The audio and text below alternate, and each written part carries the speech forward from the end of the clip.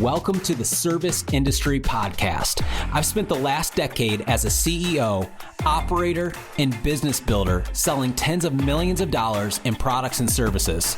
I, just like many of you, started with nothing. My mission for this podcast is to help you become the greatest version of yourself, help you grow and scale your business, and create the life you've always dreamed of. I'm your host, Matt Smith. Enjoy the episode.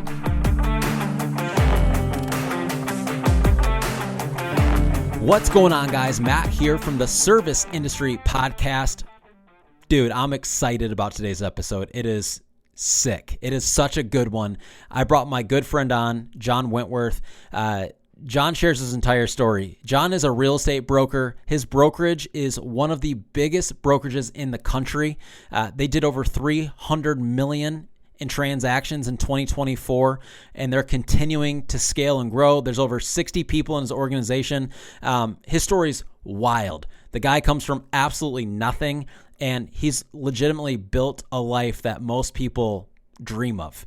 And so I'm excited to have him on today. We had an amazing conversation. We go pretty deep on some really good topics. He tells his story. He talks about some success hacks, some things that he does on a daily basis that he attributes his success to. And so I'm excited to introduce him here in a minute. But before I do, as you guys know, I own ServiceIndustryCoach.com. We do business consulting with home service business owners.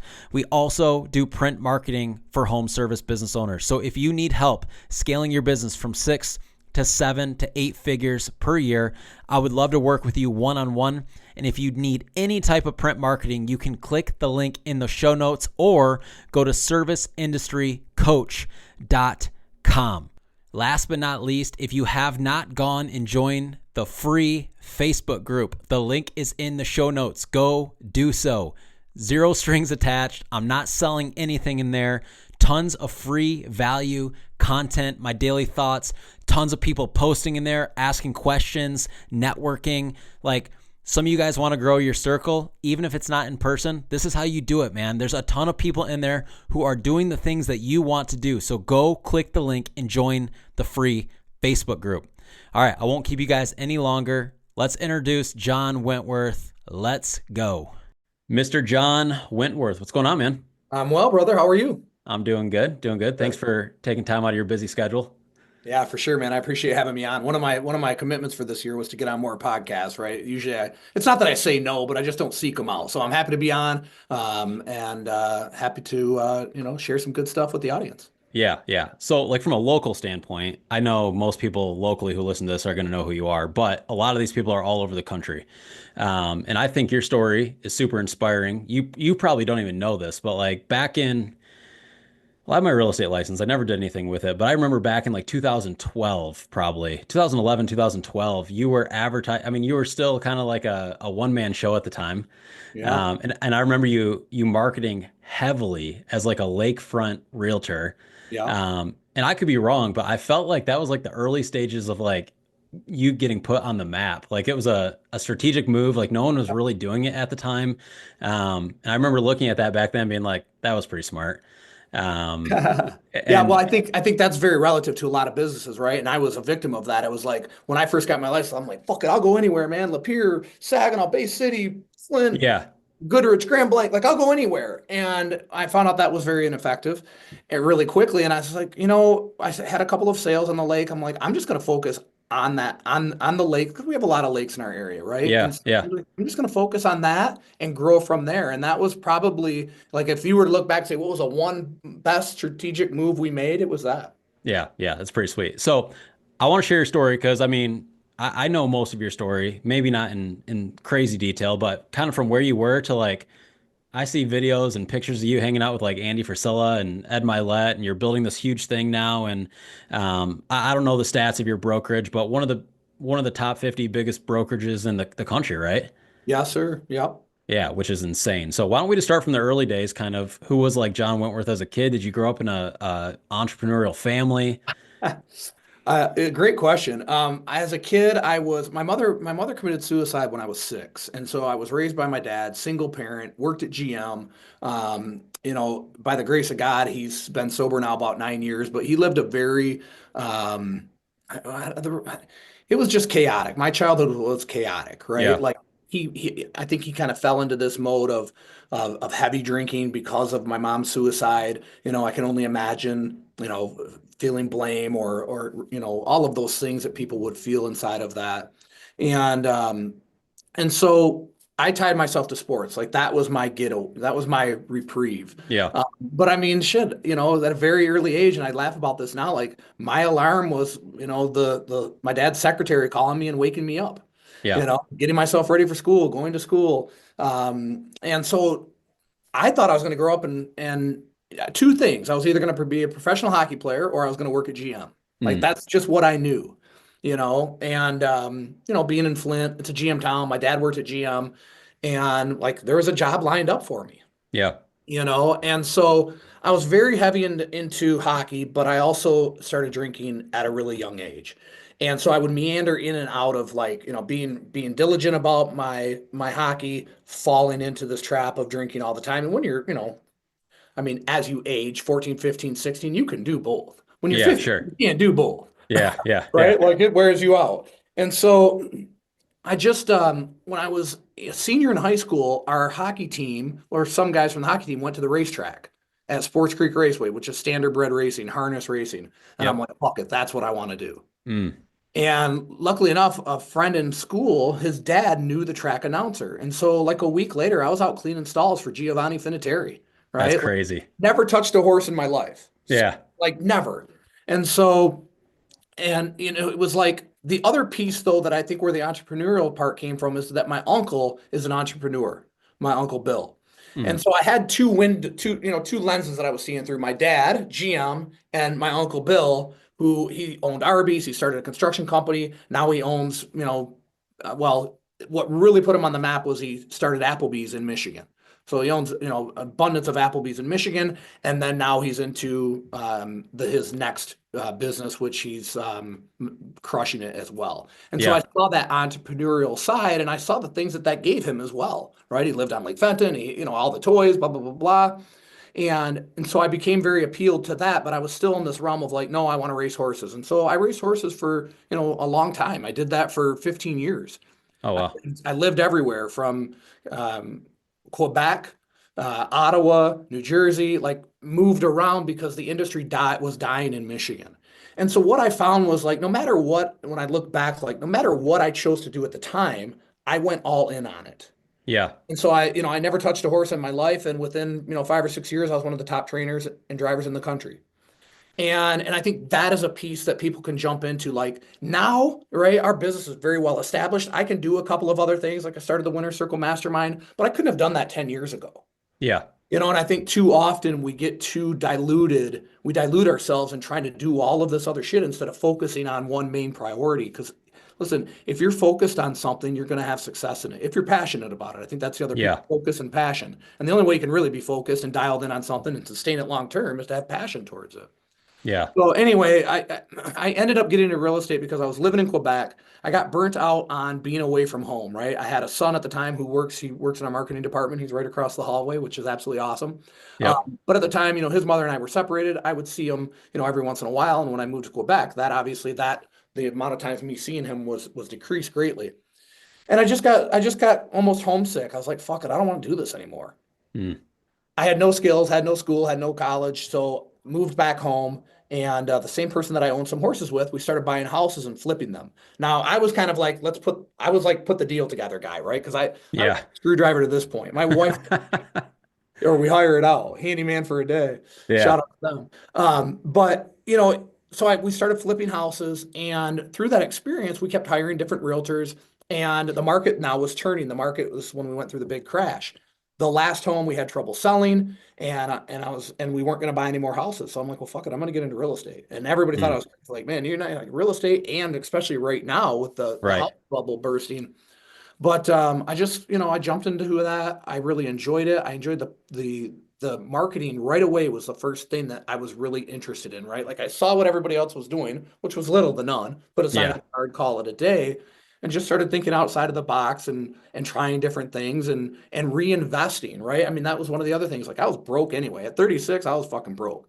Yeah. I rented a place for $800 a month, and I leased the lower half out to a buddy of mine. Bro, like 400 a month is what I'm spending. Yeah. And it's great because the place over on Lake Copacabana, it's on Fenton Road. I drive by it all the time, and that's a great reminder. And when I show my kids, they're like, "Huh?" Yeah. Yeah. Because their friggin' bedrooms are bigger than this house. Yeah. Yeah. They got basketball courts inside their house now. Yeah, exactly. Yeah. So, um, but really at that time I was still, in and out of alcoholism, and I battled this all of my life, right? And not the alcoholism where people think of like blown out, can't function. Like I was still super functional, but I was probably functional at, only to a certain level, Mm. right? And now being sober, I guess I'm like 14 months. And I don't even think of myself sober right now. I'm just done drinking forever. Like I just Yeah. don't think about it. And that's been a blessing from God, really. And there's a story with that in regards to Ed Milet as well. But and then I just made a decision at some point where like actually there was an event that happened. So I went to Traverse City. I got back into playing hockey. I didn't play hockey for 15 years. I got back into playing hockey a little bit, but really what that meant is go to the rink and drink, Yeah. right? Before and after. And we had a tournament in Traverse City, and I just was dysfunctional. I mean, I was blown out, drinking Mm. like crazy. And I came home, or returned back home. The girl that I was dating at the time was at the house, and when you wake up the next day, like after a really bad Yeah. drinking, you're very Yeah. hungover, you're like pissed at yourself, and you're almost in this vulnerable stage, right? Mm. And so I go turn on ESPN, which I did every morning, and there was a story on there about a guy named Todd Crandall, and his mother committed suicide. He was a goalie in hockey. Like his story was mine, and I emailed him. And literally, dude, I'm not shitting you. Like, if I hadn't got into real estate, I wouldn't even know how to email the guy. Yeah. So I email him, and I'm driving into the office, and my phone rings, and it's a 419 area code, and I know that number because I used to race in Toledo, Ohio. I'm like, Yep. holy shit. So I answer the phone, and he goes, "Is John Wentworth?" And I said, "Yeah." He goes, "This is Todd Crandall." The fucker was just on ESPN. I mean, it's a 15-minute episode. You can go Google it. It's still Yeah. up. It was with Tom Rinaldi. And the next day, I quit drinking that day. I drove to Ohio the next day, met with him. He lives in Sylvania, Ohio, still to this day. And that started this journey where I got sober. I went back to playing hockey like hardcore, and that's how I ended up playing with the Flint Generals for a brief time. But I joined 5 men's leagues. Yeah. So, the idols in Proverbs, it says the idle mind is a devil's workshop. And so I needed to occupy my time. Yeah. Yeah. All of these men's leagues were in the evening, so that was even better. I mean, I was Novi, Northville, Kensington Valley, both Flint rinks. Like I was in a men's league every night, Yep. and ended up going back, trying out for the Flint Generals, made the team, skated with Darren McCarty, like had a really cool thing going there. Then got cut, and then that's when I went full on into real estate, and that's really when that became my primary focus. And working through that year after year after year, and slowly growing this business into what it is today. We $340 million last year in sales, which is crazy. Yeah, dude, that's insane. So I can relate to you a little bit, like going way back. Like my dad was an alcoholic. So my mom was the stable one, but my dad was a non-functioning alcoholic. He actually died when I was 22, drinking and driving car accident. Thank God nobody else was hurt, but killed him. And I've always, it's so funny, I over the years I've hopped in and out of therapy to nothing serious, just like I want to be the best version of me. Um, and the last time I went to therapy, she was like, you want to talk about like your dad at all? I'm like, no, like I'm good. And she's like, honestly, like I've never met somebody who's kind of went through the stuff you've went through and has had like almost zero repercussions from it. And I've Yeah, just and I remember like even as a kid thinking like I've got two options. I can either like be down on myself about this, or I can use it as a guide of what not to do. yeah, And I think about what Ed Milet says a lot, where he says things don't happen to you, they happen for you. I just believe that wholeheartedly. yeah. Like it's so good. So okay, so now you're going all in on the real estate thing. People probably think you're nuts. The market is trash, especially here in Michigan. Yeah. Um, how many years does it take until you start to like really get some traction? I mean, right away I identified like, well, nobody's going to be able to sell shit. So I Yeah. just like I got a website going. I did some SEO on it. I mean, I would stay up in bed all night. You know, my wife's like, "What are you doing?" I'm like, "SEO." She's like, "What's that?" I go, "Fuck, I don't know." Yeah. Some shit I read about, right? And so, but I would just build these pages to get on the first page of Google when Yeah. people searched Lake Fenton, when people, you know, like, but always buy side heavy. And then I would get these leads and I would just work them. And so it took a lot of time, you know. And when you talk about seeing that double full page ad in the Tri County, you know, it took Yeah. quite a few years to get there. But and also that was a huge investment. And actually, the brokerage that I worked at had that, and they gave it up. And as soon as they gave it up, I called and got it. I was like, that's the craziest thing. Well, they Yeah. gave it up because the market was getting bad. And I see business owners do this as well, as like the first thing they want to abandon is their marketing spend, and that's the last thing you should abandon. Right? Abandon something else. Go work some more hours, like whatever it is, but you can't abandon your marketing. And that's a great example of that. So they got rid of that double full page ad. I took it on, and right away that was a runway to grow our business, Wow. and made a big impact. You know, now I mean literally I remember taking that piece of paper with me to Miami, showing it to Gary Vee. I had dinner with Gary Vee in Miami, and I'm like, listen, dude, I got this double full page ad. It cost me, I think it was like $2,800 a month, or excuse me, a week, um, a month. I don't fucking know. Yeah. It was a lot of money, no matter what it was at that time, right? Yeah. And he's like, throw it in the garbage. I think it was 56 grand for the year. So Okay. whatever that equates to. He's like, throw it in the garbage, put it all on social media. And and so I did. I ended up abandoning that, you know, and move that money into something else. Now I didn't put it all on social media, and I should have, Yeah. because Yeah. that would have been a game changer. You know, he's like, get a videographer and just document every, you know, how he's saying all Yep. that, right? Well, he still says it even if you're sitting next to him at dinner. And I went back. I did hire a videographer, but I didn't equate the taking the spend. And this is why I love coaching people right now. It's like you can avoid the mistakes that I've made, right, and ramp up much Yeah. faster. And it's like I didn't equate exactly what he said. Like, no, take the 50 and then literally put all the 50 on social. I was like, oh, well, we'll take the 50. We'll put some on social. We'll put some on this. We'll put some on that, instead of dumping it all into social, because it would have been an absolute game changer. You Yeah. know, Especially so especially at that time. especially at that time. I mean, we're Yeah. talking freaking, 10 years ago. Right.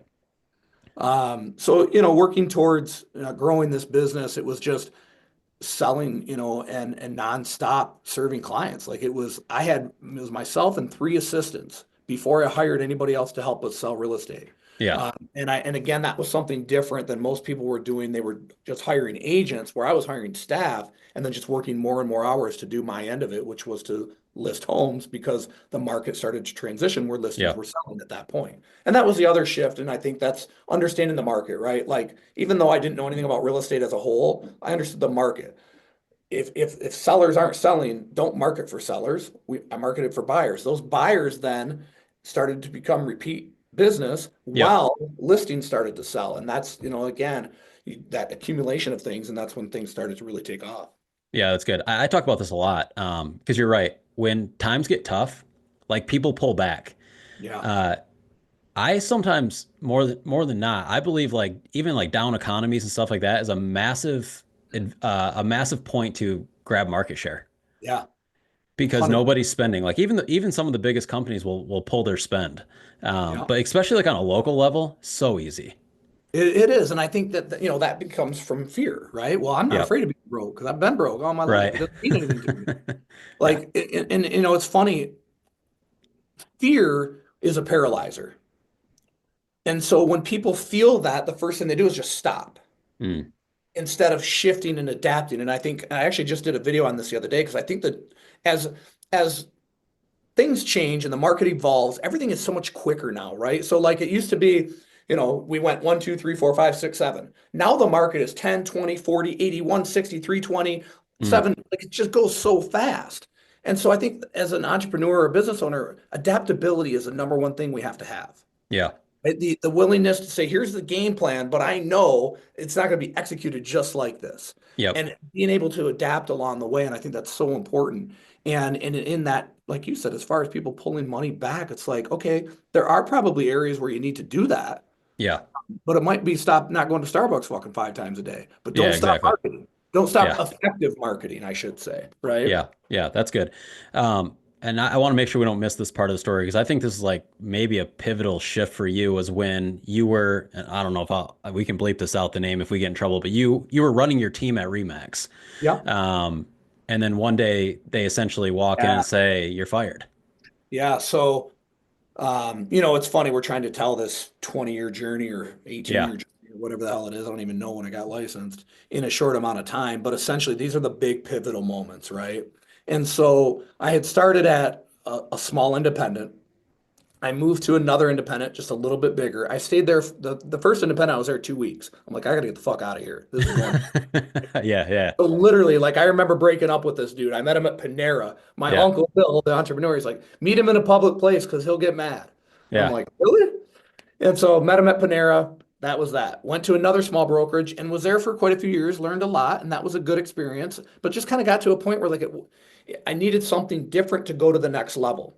And there was a shift going on inside of that brokerage as well that I just didn't really align with, right? Um, so I went to Remax and, again, just continually growing the business. I think that's one thing that's really cool about our business is we've grown every single year since I started this sucker, yeah. That's every crazy. year without fail. Even in the last couple of years, which, compared to when I started, we're still great years, but even in that, we've grown Yeah, every year. So that's just been awesome. And that ties back to my mission, right? Developing people and changing lives. And that's what it's all about. And that's what keeps me going. yeah, So backing up to this moment was I was at Remax and then this isn't that Remax fired me, right? This is that an yeah, owner of a branch made a decision to fire me. The yep. top producing agent, not only there, but at that time I was the number one Remax agent in Michigan. Hmm. Like I remember going to the awards gala and we were like, 50th, right? And I'm like, and then I remember seeing number one. I'm like, we're gonna be fucking number one. And I don't know, 3, 4, 5 years later, whenever it was, number one, which was Yeah, really cool. And I was very like, I'm low maintenance, man. I don't need anything from anybody. Like I'd met this broker like once or twice, and that yeah, was at the awards gala. So inside of that office, we kind of operated as our own thing. I mean, our team was bigger than the office. So they just kind of were always sour on me. Like I didn't go to their team meetings. We had our own. It wasn't that I was yeah, disrespectful of it. It just you want to drink coffee and we're trying to do shit. yeah, yeah. Right? Right. We're not here to hang out. Yeah, And so I kept getting approached by a title company to start a joint venture for a title company. And I never wanted to, and still to this day, like I try to be very careful of doing things to chase money or out of ego, hmm. because generally that is when I see people fail. So the money part of it, there was some extra money to it, it was maybe 30 grand. I was like, it's not worth it to me. And by the Yeah, way, 30 grand at that time was a huge amount of money to me.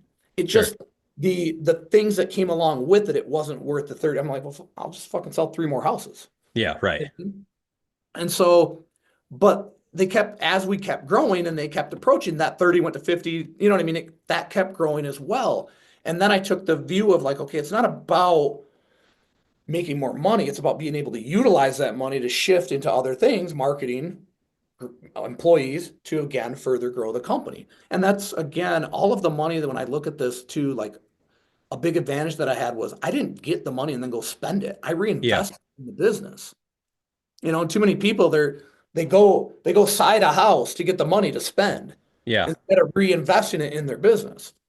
And so I always had this plan of reinvesting in the business. So anyway, before I did that, now again, I want to set the stage. The owner of Remax of this particular branch also owned the title company, also owned the mortgage company. So all of our title work was going there. And they were in our building. And they're making good money off that because you're pushing a lot of transactions. 100%. Yeah, But the job that they did wasn't always great. So we yeah. would get a lot of feedback from our agents that, this and that and yada, yada, yada. So I at a team meeting one day in their building, I said, all right, listen, you have the most important deal of your life. And by the way, they don't know anything about this title company approach me. I don't Yeah, share any shit until it's concrete. yeah, And I think that's another important thing, like for business owners and entrepreneurs, listen, like quit talking about shit. yeah, Everybody wants to go talk about shit and ask everybody their opinion. Like, stop doing that, yeah, right? Especially inside of your own team because you create insecurity inside of yeah. your own. That's huge. So as leaders, we have to shoulder all of this stuff, and that's our responsibility, and that's why we're the leader, right? So in front of everybody, I said, listen, you got the most important deal of your life. What title company are you going to choose? Now, by the way, this title company that we were at is right down the hall. Hmm. Passed this thing around. They wrote it on a piece of paper, passed the thing around to collect them all. One person said the title company in our room. The majority, and at this time we're like 12, 13 people, not Yeah. six, right? The majority of people actually mentioned the title company that was approaching me. Mm. And then there were a couple of one-offs, this and Yep. that. I looked at that and I thought, well, that's really interesting that they all picked the one that's approaching us right away. I know they must already like that. It would be an easier transition to say, hey, I'm bringing in who Yeah. you guys already said you liked. So that week, now team meeting was on a Tuesday. That Friday, I moved as title comes in. So title means we have a deal under contract, right? And we're moving the paper from our transaction coordinator to the title company. Well, we Yep. didn't move it there. We moved it to a different title company. Mm. But they still knew that the transaction came in. So, I mean, all hell kind of broke loose. This guy approached me, was like, what the hell? Why? Blah, blah, blah, blah. And it came back to my office. And don't let me forget to tell the story about my office from like 3 months ago, because it's really Yeah. cool. So, as I said, we were totally disconnected from Remax. We were on our own end. I mean, I had a door put in the back, so literally I could lock it at night. Nobody from that office could come, and that caused some bullshit too. Like they didn't Yeah. like it. Yeah. But it is what it is. Um, don't ask for permission, just do shit. Yeah. Most Yeah. most of the time, and that'll serve you really well. Yeah. If I it's remember. I mean, they had their whole office, and then like literally the next like wall over, you guys had it was like almost bigger, wasn't it? Or roughly the same? no, not in size, it just had more people in it. Yeah. Yeah. Yeah. Yeah. Yeah. But it was essentially another either a suite and a half or two suites. Yeah. And Yeah. we're Yeah. like four or five. But on Friday, they threw a fit, and on Monday I came in and they fired me. Now I That's hadn't even insane. started this joint venture yet. I just moved some shit to see if the experience would be better. Yeah. And they gave us like 3 days to get out. And so, we started looking at like, well, there's nobody even big enough to house us. Yeah. But this is a good part of the story as well. The guy's in my office. He tells me all that, we had some good times, some bad times. I'm like, what the fuck, man? We're not dating, right? Yeah. So he says, well, you got to be out of here in 3 minutes, or excuse me, in 3 days. Felt like 3 minutes. Yeah. And the first thing I did, I didn't go tell the team. I didn't go create all this anarchy again, leadership. I went home. This gets me fucking emotional every time. My wife likes security. She was a Of school teacher. course. So being Yep. married to my crazy ass doesn't Yeah. feel, and now she's fine, but leading up to that. And I go home, she's blow drying her hair, and she looks at me, she says, what are you doing here? I said, I just got fired. She said, huh? She said, are we gonna be all right? I said, you're fucking right, we are. But I need you to come to the office with me because I wanted her by my side Yeah. to address the team. And so we go in there. Now she comes up. I meet with like the top people in the company, right? My ops manager, leading agent, both people Yep. that I've known forever. I said, here's what's going on. We have two choices. Obviously, we can find another brokerage or we can go independent. Right away, they're like, let's go independent. Because we've been talking about it. Yeah. People would come to our office and go, I didn't even know you worked for Remax. Mm. And by the way, I never wanted to do that out of ego either, right? Like people Y- would say, when are you going to go independent? I said, when God says so. I'm Yeah. not, I'm not chasing the shit.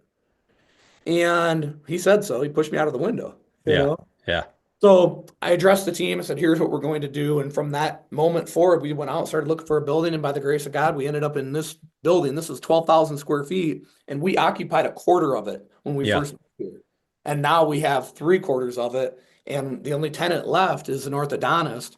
And as soon as I wouldn't kick anybody out of here as their lease comes up. Like, I mean, we paid somebody else to move because we needed the space. Like, I'm Yeah. not gonna kick anybody out. But we could use the space again, Yeah. and so we'll just see what happens with that. But that's really the story of how we end up going independent. And that's like, you could ask me the date I got licensed. I don't know.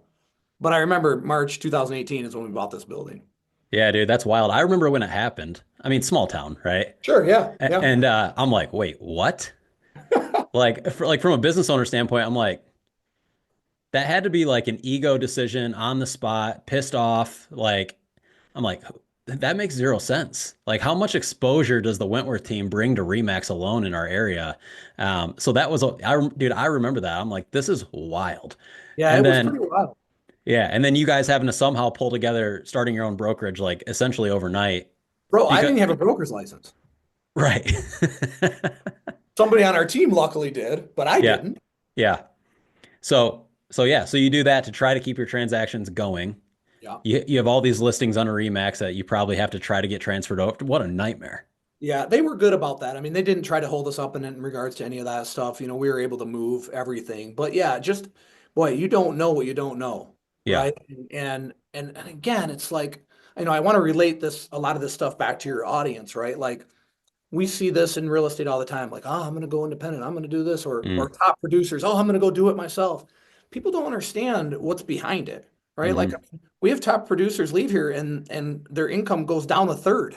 Yeah. Ego doesn't allow them to reflect on that. And we actually had one lady come back this year, and that's kind of a separate note. I don't want to tie her to the ego piece because obviously she wasn't. She was vulnerable, humble, came back and said, I want to be here. Um, but I say that to say this, like too often people will abandon something that is very profitable and doing really well for them because they're chasing something that their Mm. ego is telling them about. Yep. Right. And so the same way I didn't want to leave Remax out of ego, like, oh, I just need it to be Wentworth. No, it's not about that. Right. Um, in the winter circle, starting this mastermind, I had this idea 3 years ago. It Yeah. was the right timing. And I think like, and plus it wasn't like it wasn't that I needed it. It was something that I wanted to do, a passion project, and now I'm doing it. I love it. But again, I built the business to a point where I can do this. Yeah. Yeah. No, that's good. So what were you guys doing roughly in sales, you think, that year? Oh shit. I mean, I honestly don't know. I know our last 4 years just because I talked about this on one of our winter circle calls the other day. Under 100? Under 100 million or Yeah. 100 transactions. We probably were like, I mean, basically our trajectory is like 200 sales, 400 sales, 600 sales, 800 Yeah. sales, like almost doubling every year, Yeah. give or take. Yeah. Yeah. No, that's awesome. And then so now you're over 300 million. Yeah. Um, just a F ton of agents. Yeah. And one thing I notice, and I'll put your social in the show notes so people can follow you. But one thing I notice more than anything now, probably over the last year especially, is how much you talk about like personal development. Mm. I relate with it a lot because over the last 2 years, I've lost 25, 30 pounds. I work out 5, 6 days a week. And before I didn't do any of that. And I would make excuses. I'm too busy. I'm always on the road, whatever the excuse was. But when I started to do it, like, dude, everything changed. Everything changes. Everything changes. So walk me down that journey a little bit of how do you get to that point, and then like, why has it become such an important part of your life?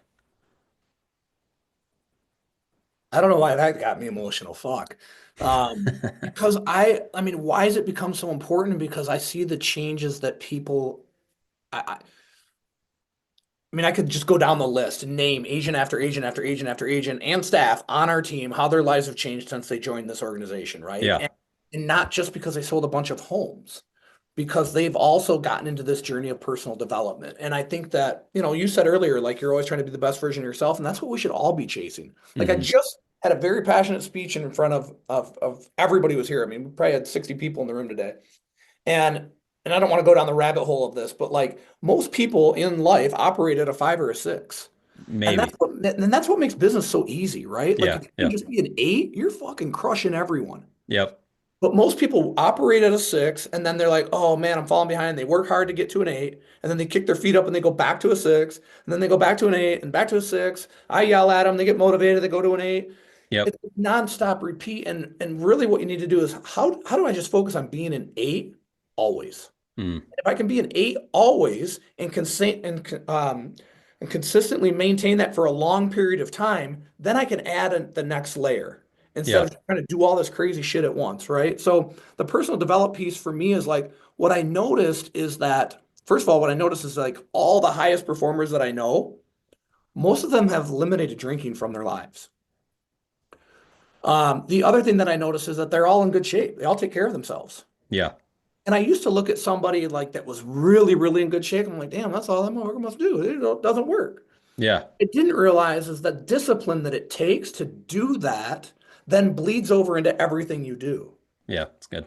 Right. So it's like, and I kind of came up with this idea when especially, I on the winter circle, I do a call every week, share a lot of information. And then we have meetups. We have a one day at my house. We do all these other things. But I'm constantly, what I found is like, I could tell somebody how to do everything.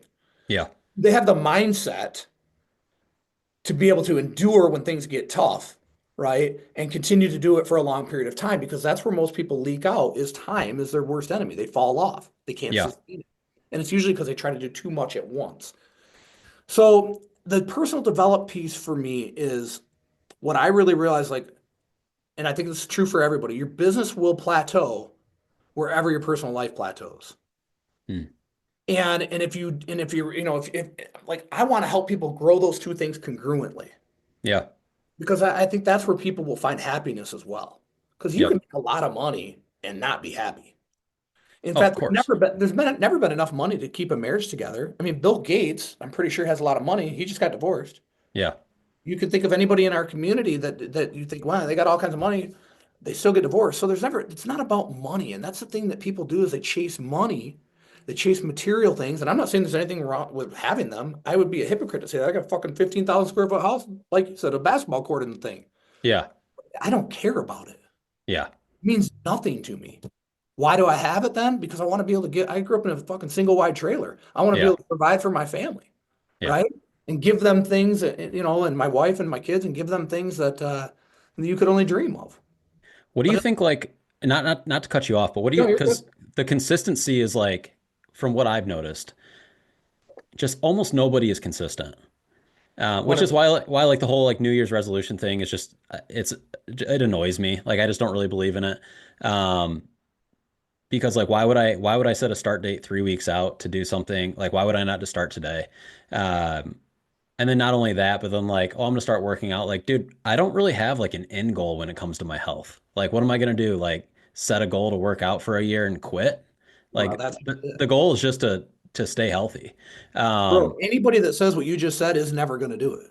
yeah, Anybody that says I'm gonna start in 3 weeks, they're not gonna. yeah, Anybody that says next Monday, 75 hard's a great example, right? You've mm, done 75 hard. I've done 75 hard. Like people that say they're gonna, oh, I'm gonna do it. I'm gonna start next week. I say no, you're not. Now they may yeah, start, but I know they're not gonna make it, yeah, yeah. right? So I agree with you 100%. Yeah. What do you think? Because like just being completely honest, like I am just as unmotivated a lot of days as probably everybody. But the thing that I've learned was like working that discipline muscle, like starting small. When I first started, like, okay, I'm fat, I'm overweight, I am the worst version of myself I've ever been. Like something has to change. Yeah. I'm like, okay, like I'm But what? gonna, But watch this, and let me just say this because I felt the same way. And what do the people around you say? No, you're fine. yeah, No, yeah, mother, yeah, yeah, like, you know what I mean? For me, like when I did 75 hard and quit drinking, like you get real skinny, right? I was yeah, too skinny. Now I'm 195. yep, People say you're too skinny. No, I'm yeah, just what I'm supposed to be. I'm how God made me. yeah, yeah. Is that crazy? It's wild. Yeah. I mean, I've legit had like family members be like, you're working out six. You don't want to get too big. You don't want to get too bulky. I'm like, dude, do you even know, like, do you Yeah, know how hard it is to get quote unquote bulky? It's bro. impossible. The proximity is power, man. And the people Yeah. that we are around and the people that we spend our time with. And I think that's the other piece of the personal development thing and tying it all to this team is like the people that you spend time with. That's either going to be a very big positive impact on you or it's going to drain you. And most Yeah. people seek comfort, and comfort's a killer, man. Yeah. Yeah. No, that's good. But yeah, so like what I was saying was like, I also am very unmotivated most mornings I wake up, but I've worked this discipline muscle enough where it's like the only thing I have to say to myself is, are you the type of person who does the things he says he's going to do or not? And like that'll get me straight up off the couch and do whatever I committed to. 100%. But I don't know how to teach that. I don't know how to ingrain that in people. I don't know if it's a character thing. But consistency, dude, is like, and I think that's why your people succeed so much is because they have so much accountability. And you're right, they're surrounded by winners all the time. Um, and so like for anyone listening, I've said this a million times, but like the circle of people around you is critical. Yeah. And it's lonely sometimes, right? Like when you don't have those types of people, you're like, dude, my life it sucks, dude. It's lonely. I'm building this thing on my own. I have no friends to talk to about it. I'm winning this day and I'm losing this day, and then they cave and they go out to the bar with their average friends and they fall back into the loop. But like, Alex Hormozy says, like, if you want to be exceptional, you must be the exception. It's like it's supposed to be lonely. Yeah, and I think the motivation piece, like people will say to me, like I work out basically 6 days a week, right?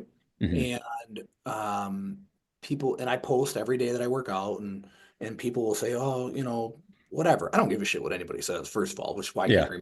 remember what they're saying. But it's like to the effect of like, what's it all for? Why does it matter? How do you stay motivated? All of these things, right? Hmm. And the motivation piece, I think you said it best. It's like I just want to be a man of my word. Mm. So if I commit to something, if I commit to something, you can already consider that it's done. And Yeah. that's how I view things. But I think a piece for people is like understanding their own accountability metric. So for me, like some people are accountable to things getting done in different ways. Yeah.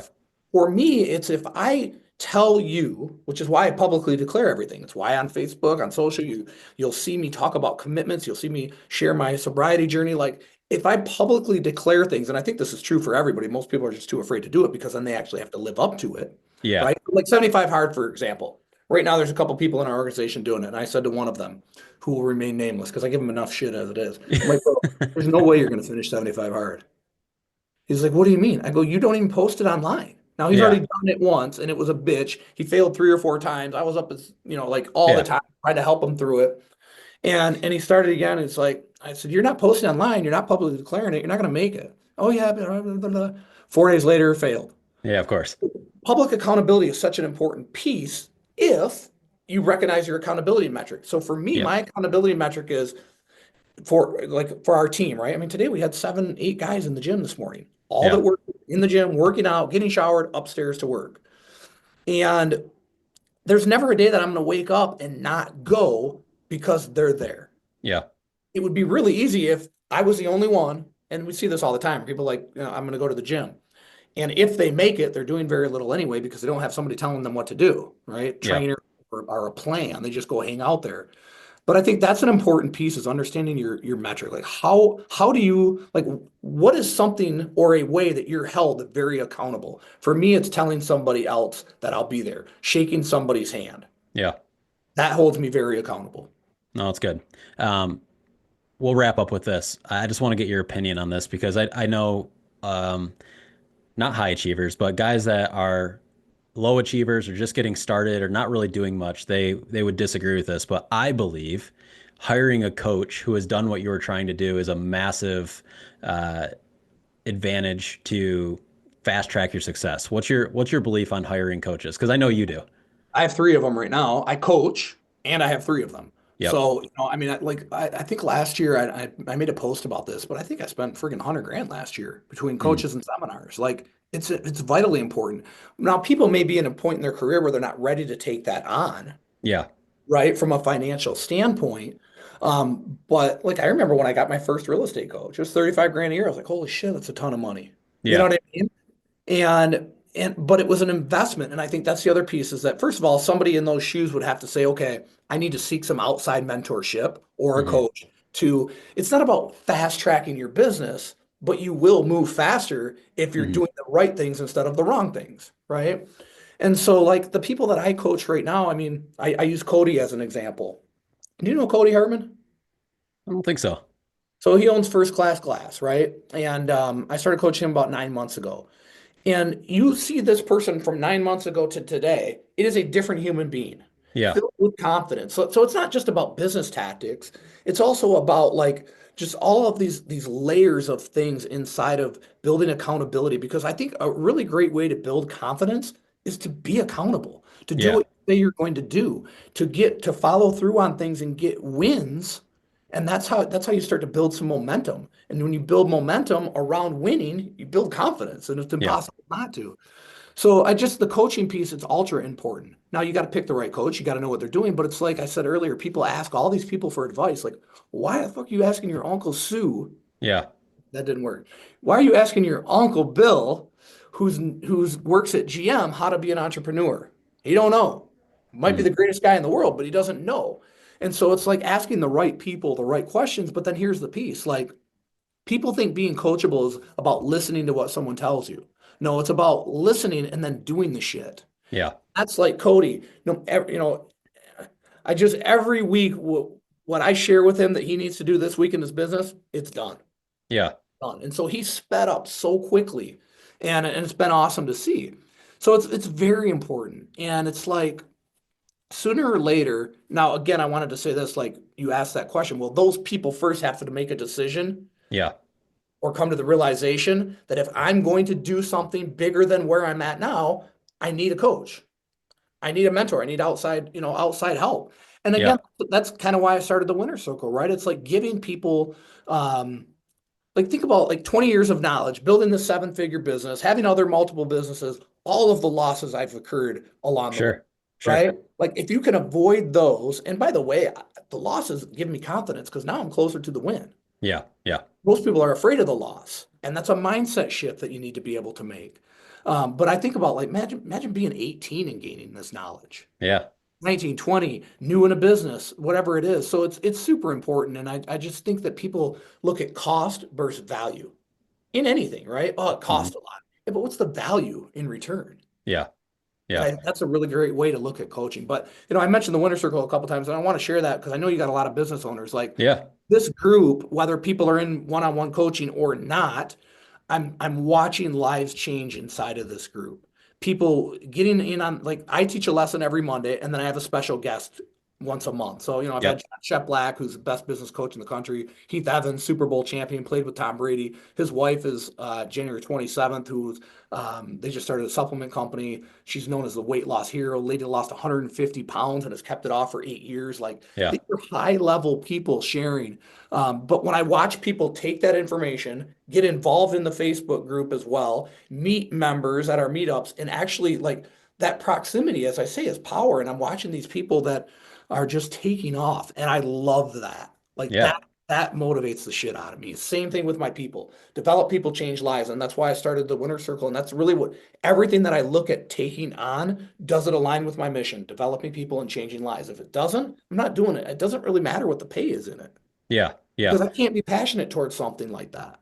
No, it's good. And one thing that's because I've hired a bunch of coaches for myself, like one thing that I've noticed outside of the accountability was the ability to like borrow belief from somebody who's been where I'm trying to go. It just makes it so much more tangible. Like it's hard to chase something when you've never experienced it. You've never been there. But then when you have somebody in your corner who's been there and they're like, hey, like this is the roadmap. Let's do this. You're just like instantly, dude, you're like, I can do this. You just said something, and Ed Milet said this last night. He's like, one of the reasons I think people fail, and especially people that get close to the goal line, if you will, and then fail, is because they're so unfamiliar with that success. Mm, And so it's very similar to what you just said, right? Like if you don't believe it, like I did a whole call on belief. Like it's not about what you know, it's about whether you believe you can do it or not. mhm. And believing you can do it isn't like rah, rah, rah, let's do it. It's seeing it done. Like Yeah. I already see it done. And Yeah. so no matter what happens, life happens, no matter what the tire went flat on no matter what happens, I'm going to get it done. Yep. And as I see it done, it becomes more familiar to me. So as I get closer to it, I'm not as afraid of this unknown because I've Yep. already seen it as done. And that was so powerful because like, and this is another thing, like as I'm teaching these lessons, you said earlier, like, how do you get somebody to see what is innate to you, right? Hmm. It's like it forced me to figure out a way to articulate just what's in this crazy head of mine, which has been Yeah. really cool, Yeah. So, but yeah, what you say is powerful and it matters. That's good, man. All right. Well, I won't keep you any longer. I know you're a busy guy. We already got you for almost an hour. So I appreciate you coming on. Yeah, for sure, brother. I'll put all your links in the show notes so everyone can follow you. And I think there's just a lot to learn. I mean, you're probably one of the more active people on social that I know. So go follow John. And again, thanks, brother, for being on. Yeah, thank you, brother. Have a blessed day. And thanks again, man. I appreciate you. Of course. Thank you for listening to this episode of the podcast. As always, if you need any help marketing your business or want to work with me directly doing one-on-one coaching, visit serviceindustrycoach.com. We'll see you on the next episode.